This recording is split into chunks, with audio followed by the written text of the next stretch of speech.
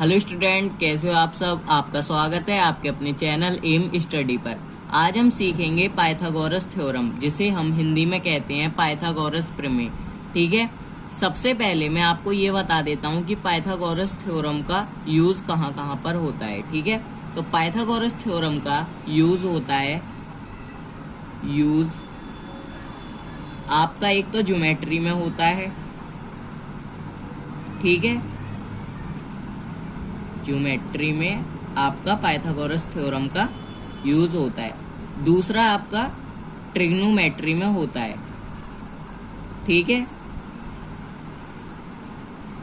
Pythagoras theorem का उपयोग हम ज्योमेट्री और ट्रिग्नोमेट्री में करते हैं। ठीक है, अब देखो एक और चीज, जब हमें किन्हीं दो बिंदुओं के बीच का डिस्टेंस पता करना होता है। ठीक है, किन्हीं दो बिंदुओं के बीच का डिस्टेंस पता करना होता है। ठीक है, तब हम पाइथागोरस थ्योरम का प्रयोग करते हैं। या फिर हमें हाइट का मतलब दो बिंदुओं के बीच की हाइट का पता करना होता है, तब हम इसका प्रयोग करते हैं। ठीक है, पाइथागोरस प्रमेय एक तरह की ऐसी प्रमेय है जिसका उपयोग हम इन सब चीजों में करते हैं ज्ञात करने के लिए। ठीक है, अब जैसे मैं आपको बता देता हूं कि मान लीजिए आपका कोई एक समकोण त्रिभुज है। ठीक है, समकोण त्रिभुज है, ये देखिए। तो हम एक राइट एंगल ट्रायंगल लेते हैं। ठीक है, इसमें ये हमारा 90 डिग्री का होता है, आपको पता ही होगा। ठीक है, अब मैं आपको एक चीज बता दूं कि जो एंगल है ये हमारा, इसके जो सामने की भुजा है, ठीक है, ये हमारी कहलाती है हाइपोटेनियस। ठीक है, हाइपोटेनस।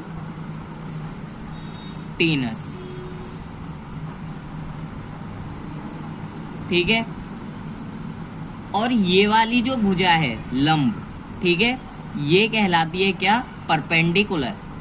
क्या कहलाती है? परपेंडिकुलर।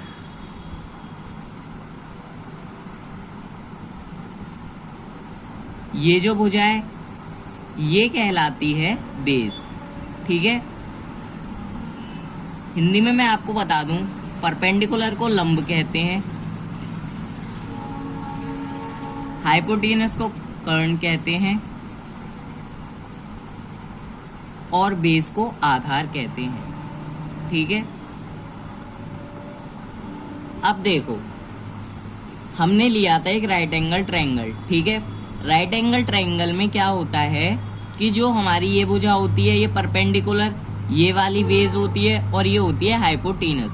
ठीक है, अब देखो राइट एंगल ट्रायंगल को हम कहते हैं समकोण, और समकोण कैसा होना चाहिए? ये हमारा होना चाहिए 90 डिग्री का होता है। ठीक है, अब एक चीज देखो, मैं आपको यहाँ पर लिख करके दे देता हूँ कि ये जो हमारा ट्रायंगल है ये कैसा है? राइट एंगल ट्रायंगल है। ठीक है, राइट एंगल, ठीक है, ट्रायंगल है। ठीक है, ये हमारा जो सिंबल होता है ये होता है एंगल का सिंबल। ठीक है, अब देखो इसमें एक चीज, इसे हिंदी में हम कहते हैं समकोण।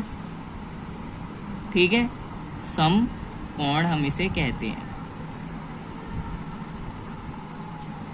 अब आपको कोई ऐसे भी दे सकता है ट्रायंगल बना करके। ठीक है, ठीक है, ये राइट एंगल ट्रायंगल है, इसके जो सामने की भुजा होगी, ठीक है, इसका मतलब ये है इन दो छोटी भुजाओं के सामने की जो भुजा है, ये जो बड़ी भुजा है, इसे तो हम कहेंगे हाइपोटेनस, और ये जो इस भुजा पर लंब है, इसका मतलब खड़ी है, इसे हम कहेंगे परपेंडिकुलर। परपेंडिकुलर लाइन जो हमारी होगी वो होगी बेस के ऊपर, और बेस हमारी होती है लेटी हुई लाइन। ठीक है, क्षैतिज। ये चीज हमारी कहलाई जाएगी क्या? हाइपोटेनियस। कब कहलाई जाएगी? जब हमारा राइट एंगल जो ट्रायंगल है इसमें ये हमारा हो 90 डिग्री का। ठीक है, कोई आपको राइट एंगल ट्रायंगल ऐसे भी बना करके दे सकता है।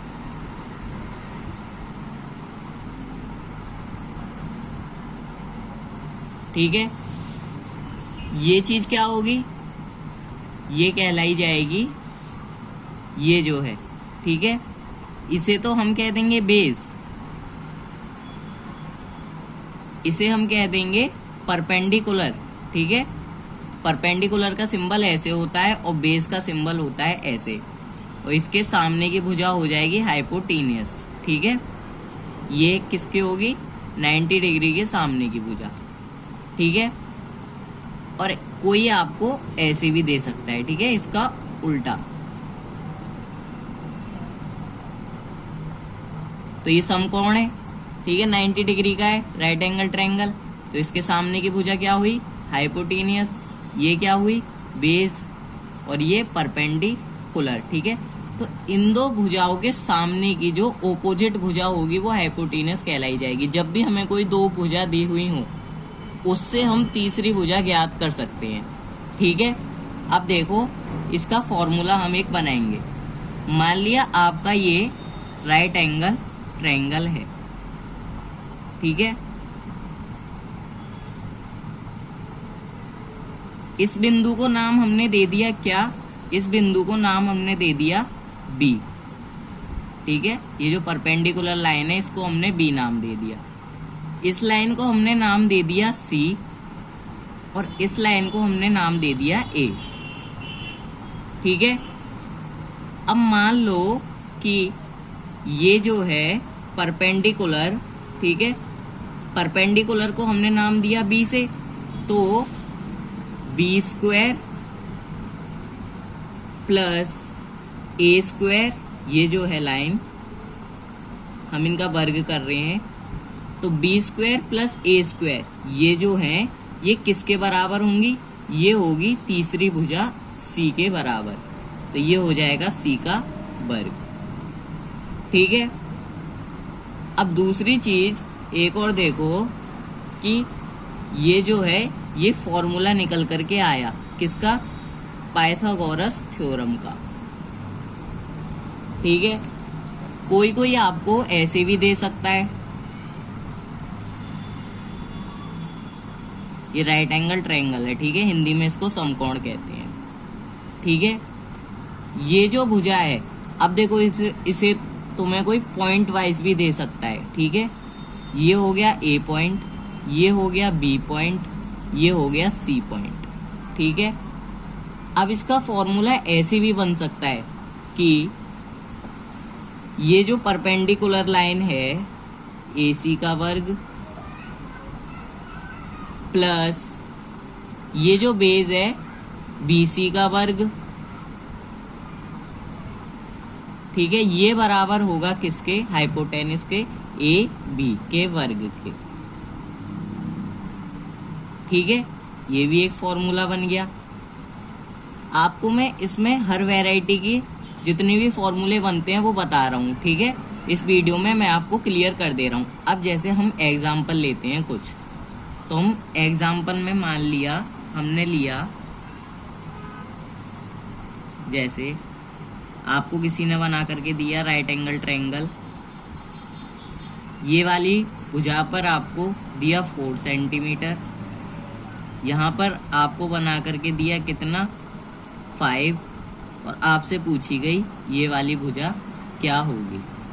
तो देखो इस फॉर्मूले के अकॉर्डिंग आप इसको कर दो। ये जो हमने मानी थी भुजा, ये क्या मानी थी बी, ये वाली ए मानी थी। ठीक है, ये वाली मानी थी सी। तो अब हम इस फॉर्मूले के अकॉर्डिंग इसमें पुट करेंगे, तो 4 का वर्ग क्योंकि बी है हमारा, प्लस ए का वर्ग है तो यहाँ पर आ जाएगा ए क्या है हमारा 5 का वर्ग इक्वल्स टू पूछा है, ठीक है, सी के वर्ग के। तो देखो यहाँ पर क्या हो जाएगा, 4 का वर्ग 16, 5 का वर्ग 25। ठीक है, अब देखो ये जो हमारा सी वर्ग है ये एज इट इज ही रहेगा। ठीक है, अब देखो यहाँ पर जरा आप कि यहाँ पर है आपका 16 प्लस 25। अब आप इसे ऐड करना, तो 25 प्लस 16 आपका कितना होता है, ये आपका होता है 41। ठीक है, तो ये हो जाएगा 41 इक्वल्स टू सी वर्ग। अब इसमें आप इस वर्ग को हटाओगे, इधर लाओगे तो ये रूट में तब्दील हो जाएगा, तो यहाँ पर हो जाएगा सी, इसे हम ऐसे भी लिख सकते हैं। ठीक है, सी 41, इसका वर्ग जो था इस पर आ गया तो रूट लग जाएगा। ठीक है, वर्ग की जगह पर जब वर्ग की वैल्यू इक्वल्स टू के बाद में आती है तो वो रूट में तब्दील हो जाती है। ठीक है, या फिर आप इसे ऐसे भी कर सकते हो, यहाँ तो सी इक्वल्स टू रूट 41 आया। ठीक है, आप इसे ऐसे भी कर सकते हो कि दोनों तरफ इसका रूट कर दो। ठीक है, इसमें मैं लिख देता हूँ। और अब जैसे यहाँ पर 41 का रूट हो गया, यहाँ पर सी वर्ग है, इसका रूट हो गया, तो इस वर्ग से रूट कैंसल, तो यहाँ पर सी इक्वल्स टू आ जाएगा रूट 41। तो आप इस तरीके से भी कर सकते हो और इस तरीके से भी कर सकते हो, कोई से भी तरीके से कर सकते हो। तो दोस्तों, आपको समझ में आई पाइथागोरस थ्योरम क्या होती है, इसके मैंने आपको बताए यूज।